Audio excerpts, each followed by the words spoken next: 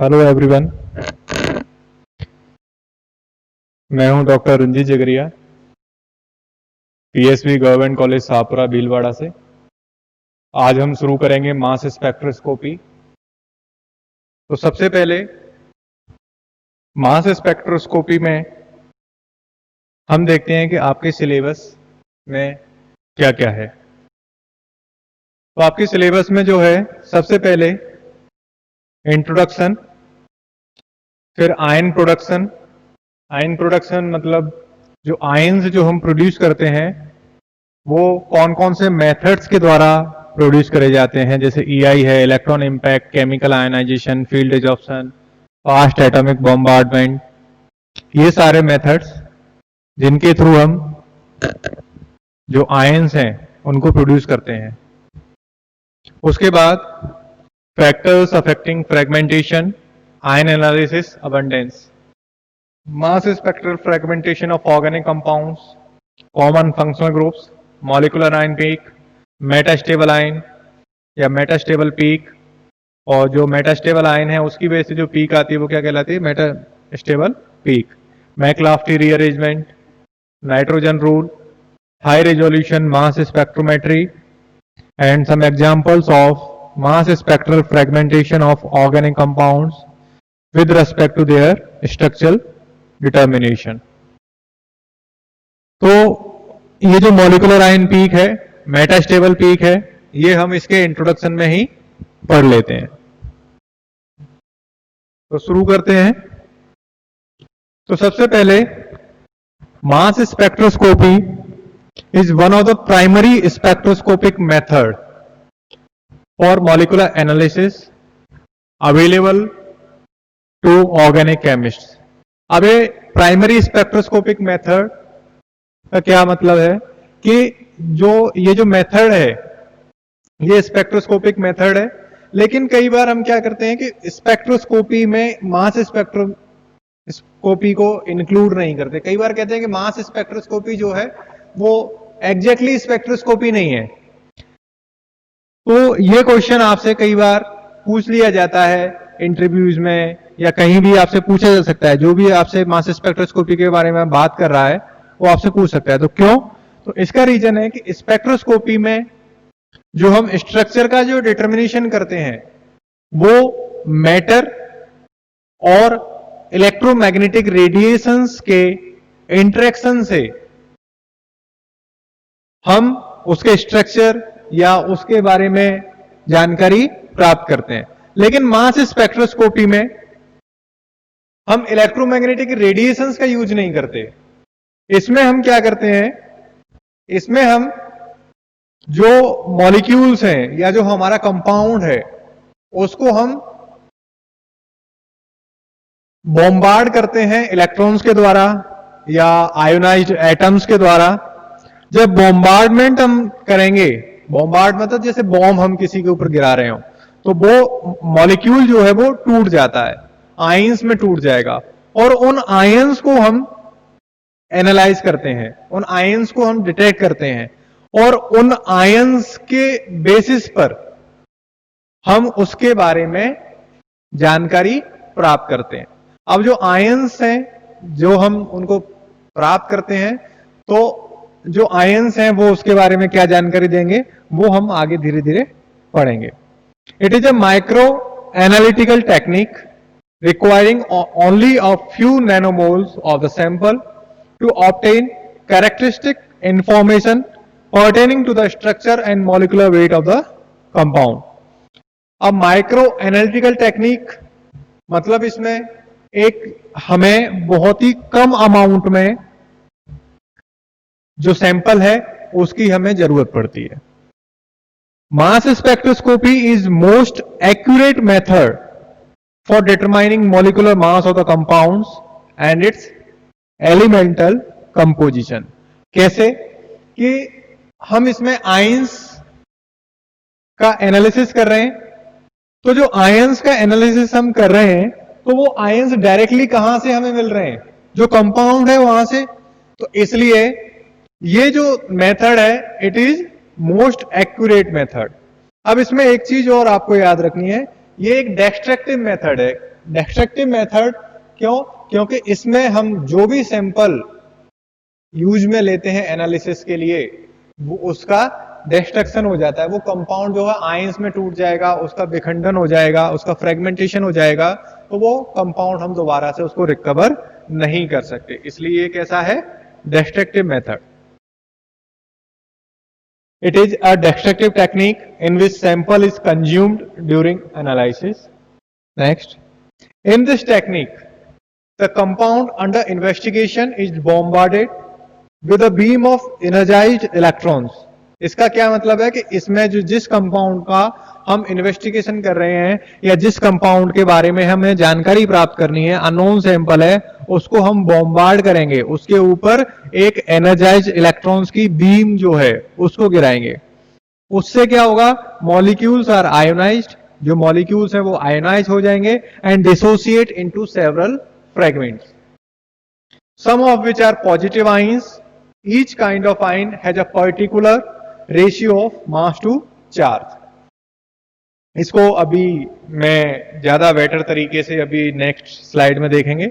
It involves the production and separation of these ionized molecules and their ionic decomposition product, and finally the measurement of relative abundances of different ions are produced. In most cases, nascent molecular ions of the compound produced fragment ions by cleavage of bond. अब जो इसमें हम क्या करते हैं, next slide में मैं जाता हूं. अभी देखिए, इसमें ये कोई मॉलिक्यूल है, इसके ऊपर हम आयंस गिराए, हमने आयंस को बॉम्बार्ड किया. बॉम्बार्डिंग जो हम करेंगे वो करेंगे 70 से 75 या 80 इलेक्ट्रॉन वोल्ट एनर्जी के इलेक्ट्रॉन्स के द्वारा, और किसी भी आयन को या मॉलिक्यूल को आयोनाइज होने के लिए जो एनर्जी चाहिए that is in between somewhat 10 electron volt to 20 electron volt. तो 10 से 20 इलेक्ट्रॉन वोल्ट एनर्जी जो है उसको चाहिए, इसलिए आयोनाइज होने के लिए. तो जब हम इसके ऊपर इन इलेक्ट्रॉन्स को बॉम्बार्ड करेंगे तो ये इलेक्ट्रॉन्स क्या करेंगे, इसको आयोनाइज करेंगे और अपने साथ में एक इलेक्ट्रॉन और ले जाएंगे, तो ये आयोनाइज हो जाएगा. तो M+, ये कोई आयन बन जाएगा. अब ये डायरेक्टली एक आयन रिमूव करने से बना है, तो ये क्या कहलाएगा? Molecular ion. अब जो एक्स्ट्रा एनर्जी है, आयोनाइजेशन में काम आ गई कुछ एनर्जी, उससे ज्यादा एनर्जी तो उसके पास बच गई, तो उतनी एनर्जी को ये क्या करता है, अपने आप में सहन नहीं कर पाता और इसमें ये छोटे छोटे टुकड़ों में टूट जाता है. तो M+1 M2, तो ये जो आयंस जो बनेंगे, ये एक ये आयन बन गया, इससे टूटने के बाद जो आयंस बनेंगे, ये कुछ आयंस बनेंगे, तो ये तो क्या कहलाते हैं? डॉटर आयंस या फ्रेगमेंट आयंस. और ये मॉलिक्यूल में से एक इलेक्ट्रॉन रिलीज करने से जो आयन बना है, ये क्या कहलाएगा? Molecular ion. अब हम मास स्पेक्ट्रोस्कोपी में जो कैटाइनिक जो आयंस बनते हैं उनको डिटेक्ट करते हैं, और जनरली जो कैटाइनिक आयंस बनते हैं उनके ऊपर जो चार्ज होता है वो होता है 1+1 चार्ज जनरली होता है.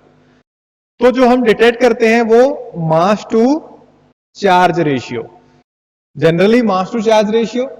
तो चार्ज जो है जनरली 1 है, तो 1 चार्ज होने की वजह से जो हमें पीक्स आएंगी या मास टू चार्ज रेशियो की जो वैल्यूज आएंगी वो क्या डिनोट करती हैं? उस आयन का मास या मॉलिक्यूलर मास.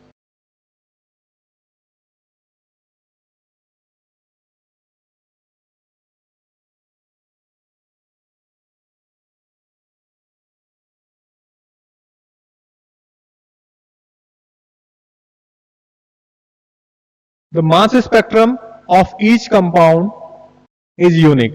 अब जो स्पेक्ट्रम जो आएगा किसी भी कंपाउंड का वो क्या होता है? यूनिक होता है. हर एक कंपाउंड का जो मास स्पेक्ट्रम आएगा वो अलग होगा, और अलग होने की वजह से ये एक तरीके से जैसे फिंगरप्रिंट सबके अलग अलग होते हैं, तो मास स्पेक्ट्रम भी एक chemical fingerprint of the sample. Mass spectra जो है वो दो तरीके से काम में आता है. पहला, to prove the identity of two compounds, दो कंपाउंड्स की आइडेंटिटी को प्रूव करने के लिए, या फिर इसका दूसरा जो काम हो सकता है किसी भी नए कंपाउंड के स्ट्रक्चर को एस्टेब्लिश करने के लिए। Mass spectrum of a compounds helps to establish the structure of a new compound in several ways. अब जो स्ट्रक्चर को डिटरमाइन एस्टेब्लिश कर रहे हैं वो दो तरीके से हमारे काम में आता है। जैसे एग्जैक्ट मॉलिक्यूलर मास किसी का पता करना हो तो सबसे पहले हम क्या यूज करते हैं, मास स्पेक्ट्रोस्कोपी को। It can give molecular formula और it can reveal the presence of certain structural units in the molecule. अब ये जो है सर्टेन स्ट्रक्चरल यूनिट्स को ये रिवील कर सकता है, बता सकता है। इसको भी हम आगे जैसे जैसे हम आगे मास स्पेक्ट्रोस्कोपी में बढ़ेंगे वो आपको पता चल जाएगा। इसकी बेसिक थ्योरी क्या है, तो बेसिक थ्योरी की बात करें तो ये डील करता है एग्जामिनेशन ऑफ कैरेक्टरिस्टिक्स फ्रैगमेंट्स, जो आयन से जो बन रहे हैं उनके एग्जामिन करने पर, जो किससे बन रहे हैं, ऑर्गेनिक मॉलिक्यूल्स के ब्रेकडाउन से। अब मास स्पेक्ट्रम क्या है, a mass spectrum is the plot of relative abundance of ions against their mass to charge ratio. तो जो अपना जो स्पेक्ट्रम बनेगा उसमें एक एक्सिस पर तो होगी क्या, किसी आयंस की रिलेटिव अबंडेंस, और दूसरे पे होगी मास टू चार्ज रेशियो वैल्यूज। और मास टू चार्ज रेशियो वैल्यूज क्या है, मास डिवाइडेड बाय चार्ज, वो वैल्यूज होंगी।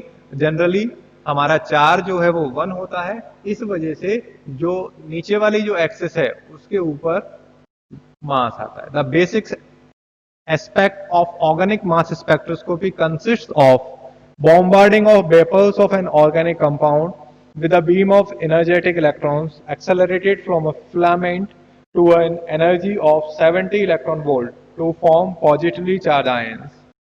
ये मैं आपको बता चुका हूँ, 70 इलेक्ट्रॉन वोल्ट एनर्जी से इसको बॉम्बार्ड किया जाता है। The additional energy of electrons is dissipated in breaking the bonds in the molecular ions, which undergoes fragmentation to yield several neutral or positively charged species। और फ्रेगमेंटेशन जो है वो क्या क्या कर सकता है, इवन इलेक्ट्रॉन आयन और रेडिकल्स को भी फॉर्म कर सकता है। Various positive ions thus formed can be accelerated and deflected by the magnetic and electric field। अब ये जो पॉजिटिवली आयंस, जो चार्ज आयंस जो बने हैं, पॉजिटिवली चार्ज आयंस, वो जो है उनको एक्सेलरेट किया जाता है या फिर उनको डिफ्लेक्ट किया जा सकता है मैग्नेटिक और इलेक्ट्रिक फील्ड्स के द्वारा। और उनका जो डिफ्लेक्शन है वो किसके ऊपर डिपेंड करेगा, उसके मास, चार्ज और वेलोसिटी के ऊपर। तो डिपेंडिंग अपॉन दिस हम उसको एनालाइज कर लेते हैं। जैसे हम आयोनाइजेशन और इसके बारे में बात की, और ये जो है ये एक सिंपल एक जनरल मास स्पेक्ट्रम है जिसमें इस एक्सेस पर तो क्या है, रिलेटिव अबंडेंस, और ये क्या है, mass to charge ratio values. For a given charge, velocity and deflecting force, the deflection is less for a heavy particle as compared to that of light one. तो deflection जो है heavy particle का क्या होगा,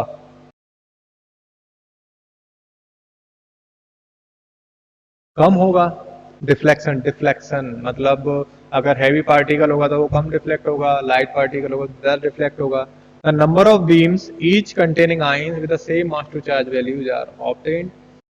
the beams are then made to strike against a photographic plate. ये जो beams है वो फोटोग्राफिक प्लेट के ऊपर स्ट्राइक करती हैं। Where not only there appear as a separate lines but the intensity of each peak is also recorded. तो उसकी जो इंटेंसिटी है उसको भी रिकॉर्ड किया जाता है। The clear visual presentation of mass spectrum is usually obtained by plotting mass to charge values against relative abundances. तो जो हमारा जो मास स्पेक्ट्रम है वो मास टू चार्ज वैल्यूज को रिलेटिव अबंडेंस के उसमें प्लॉट करते हैं तो हमें मिलता है।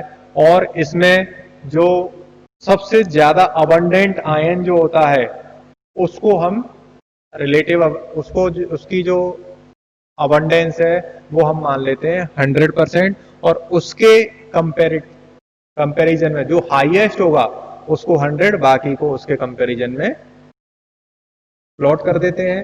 और जो सबसे ज्यादा अबंडेंट जो आयन होता है उसकी वजह से जो पीक बनती है वो क्या कहलाती है? Base P.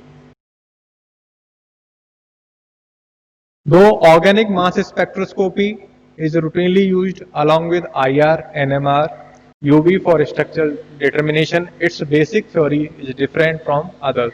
तो ये जो बेसिक थ्योरी है इसकी डिफरेंट होती है, इसी वजह से कई बार हम ये कहते हैं कि रियल स्पेक्ट्रोस्कोपी नहीं है, मास स्पेक्ट्रोमेट्री रियल स्पेक्ट्रोस्कोपी नहीं है, ये कहा जाता है। In mass spectroscopy no characteristic selective absorption of radiation is involved as in the case of other three methods. Secondly, in the mass spectroscopy, compound undergoes irreversible chemical change, unlike in others where the changes are reversible physical changes. The mass spectral reactions are much more drastic than usual chemical reactions. Thank you.